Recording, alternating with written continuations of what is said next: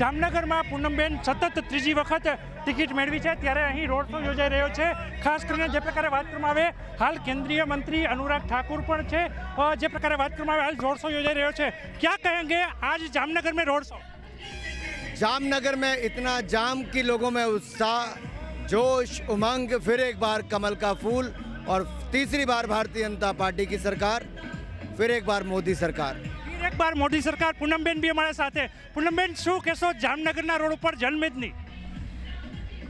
નાગરિકોનો જે ઉત્સાહ છે, કાર્યકર્તાઓમાં જે ઉત્સાહ છે એનાથી જામનગર સંસદીય ક્ષેત્રનું પરિણામની પણ પ્રતીતિ થાય છે। મોદી સાહેબના નેતૃત્વમાં જે પ્રકારે કામો સમગ્ર હાલારમાં થયા છે એના માધ્યમથી મને લાગે છે કે વિકસિત ભારતમાં ફરીથી જામનગર સંસદીય ક્ષેત્રને મજબૂતીથી જોડવા માટે સમગ્ર સંસદીય ક્ષેત્રના નાગરિકોએ એક સંકલ્પ કરી લીધો છે અને એની જ પ્રતીતિ અહીંયા થાય છે। ત્યારે આશીર્વાદ બદલ, આ વિશ્વાસ બદલ અને આ ઉત્સાહ બદલ હું હૃદયપૂર્વક એમને ખૂબ ખૂબ એમનો આભાર વ્યક્ત કરું છું। પૂનમબેન મેડમ પણ હતા, अनुराग ठाकुर પણ છે। જે પ્રકારે વાત કરવામાં આવે જામનગરમાં હાલ વિજય સંકલ્પ રેલી છે તે ચાલી રહી છે। પૂનમબેન મેડમ પોતાના સમર્થકો સાથે રેલી યોજી રહ્યા છે અને જામનગરમાં હાલ ઉત્સાહનો માહોલ છે તે ચૂંટણી પહેલા જોવા મળી રહ્યો છે। देश में एक बार फिर अवसर आया है। सेवा, सुशासन, विकास और गरीब कल्याण की पहचान बन चुकी भारतीय जनता पार्टी और नरेंद्र मोदी जी की सरकार, जिन्होंने पिछले 10 वर्षों में देश को नई ऊंचाइयों पर पहुंचाया। हमें मिला क्या था? एक भ्रष्ट शासन, लड़खड़ाती चरमराती अर्थव्यवस्था, दुनिया में गिरता हुआ भारत का नाम उस समय। लेकिन 10 वर्षों के अनथक प्रयासों के कारण आज प्रधानमंत्री मोदी जी के नेतृत्व में भारत दुनिया की 5वीं बड़ी अर्थव्यवस्था बना। गरीब कल्याण के इतने कार्य हुए कि करोड़ों गरीबों को पक्के मकान, शौचालय, मुफ्त में इलाज, मुफ्त में अनाज, गांव-गांव, घर-घर बिजली, मुफ्त में वैक्सीन से लेकर अन्य। इसी तरह से सड़क, शिक्षा, स्वास्थ्य के अनेकों सुविधाएं मिली। अगर मैं यहीं पर कहूं तो सौराष्ट्र रीजन का सबसे बड़ा फ्लाईओवर यहाँ पर मिला। भारतमाला प्रोजेक्ट के सबसे बड़े प्रोजेक्ट्स में से एक यहाँ पर मिला। अमृतसर से लेकर जामनगर तक का इतना बड़ा लिंक, ये रोड ये यहाँ के लिए मिला। हमारी वंदे भारत ट्रेन यहाँ के लिए मिली, एक के बाद अनेक। और हमारा गुजरात हर घर जल योजना पे सबसे अग्रणी राज्यों में। यही नहीं, आज ब्रास सिटी और ऑयल सिटी के रूप में हमारा जामनगर जाना जाता है। प्रधानमंत्री नरेंद्र मोदी जी ने पहले गुजरात तो आज देश को नई ऊंचाइयों पर ले जाने का काम किया है।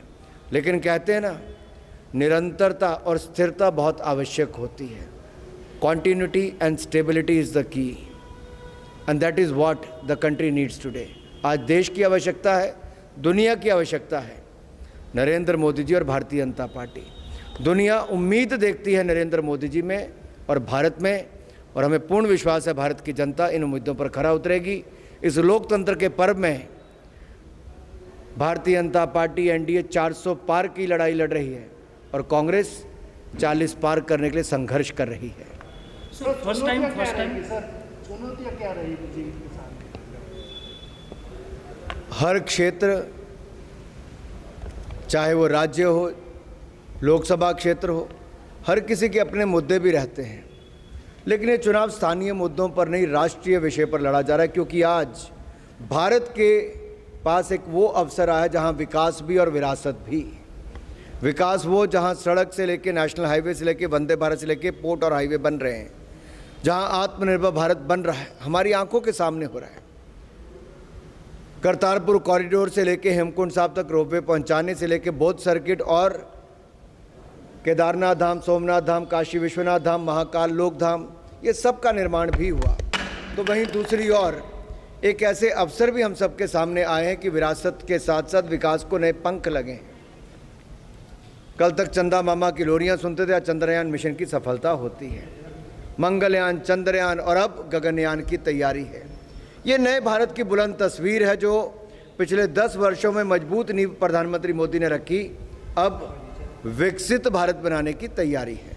सर 2019 और 2024 के जो चुनाव है उनमें क्या डिफरेंस लग रहा है? उसमें यही अंतर है कि पिछली बार 303 हुए थे, अब 404 होंगे।